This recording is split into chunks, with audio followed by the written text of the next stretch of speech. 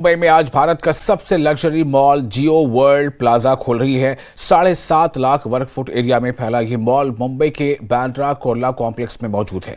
Reliance industries limited की director Isha Ambani की देखरेख में इस मॉल का संचालन होगा। ये मॉल सिर्फ देखने में ही लग्जरी नहीं बल्कि यहाँ मिलने वाली चीजें भी काफी लग्जरियस होंगी।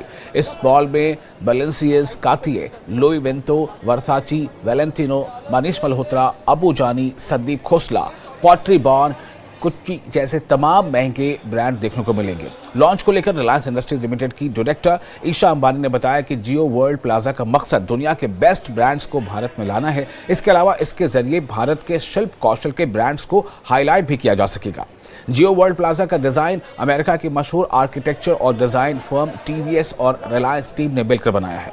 संगमरमर से बने फर्श, ऊंची छतें और शानदार रोशनी से जगमग मॉल देखने में बेहद आकर्षक होगा। मॉल में शॉपिंग से लेकर मल्टीप्लेक्स थिएटर और बेहतरीन रेस्तोरां भी शामिल हैं। प्लाजा की स्ट्रक्चर कमल के फूल और प्रकृति से प्रेरित है।